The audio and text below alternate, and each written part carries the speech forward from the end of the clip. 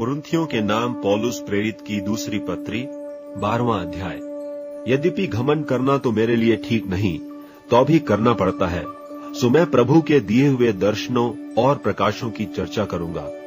मैं मसीह में एक मनुष्य को जानता हूँ, 14 वर्ष वे, कि न जाने देह सहित न जाने देह रहित परमेश्वर जानता है, ऐसा मनुष्य तीसरे स्वर्ग तक उठा लिया गया।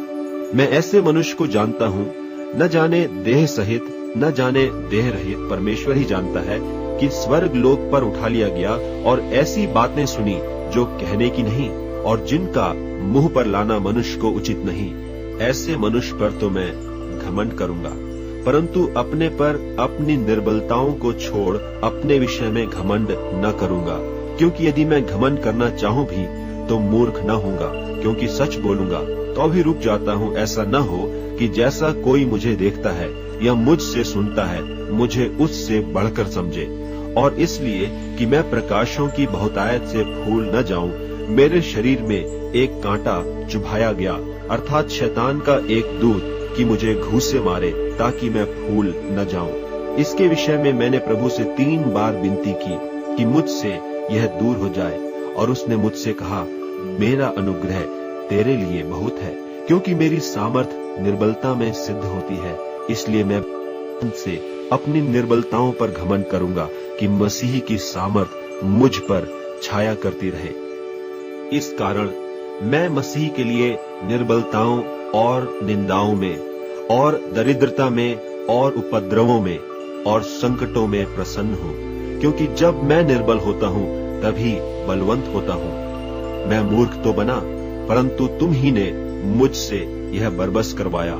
तुम्हें तो मेरी प्रशंसा करनी चाहिए थी, क्योंकि यद्यपि मैं कुछ भी नहीं, तो भी उन बड़े से बड़े प्रेरितों से किसी बात में कम नहीं हूँ। प्रेरित के लक्षण भी तुम्हारे बीच सब प्रकार के धीरज सहित चिन्हों और अद्भुत कामों और सामर्थ के कामों से दिखाए गए। तुम कौन सी बात में और कलीसियाओं से कम थे? केवल इसमें कि मैंने तुम पर अपना भार न रखा। मेरा यह अन्याय क्षमा करो।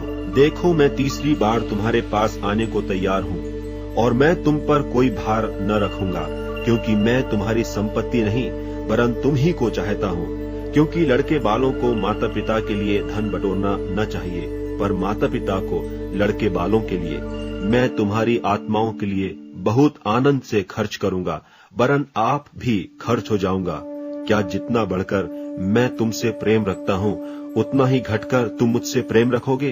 ऐसा हो सकता है कि मैंने तुम पर बोझ नहीं डाला, परंतु चतुराई से तुम्हें धोखा देकर फंसा लिया।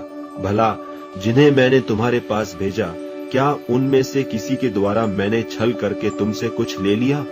मैंने तीतुस को समझाकर उसके साथ उस भाई को भेजा, तो क्या तीतुस ने छल करके तुमसे कुछ लिया?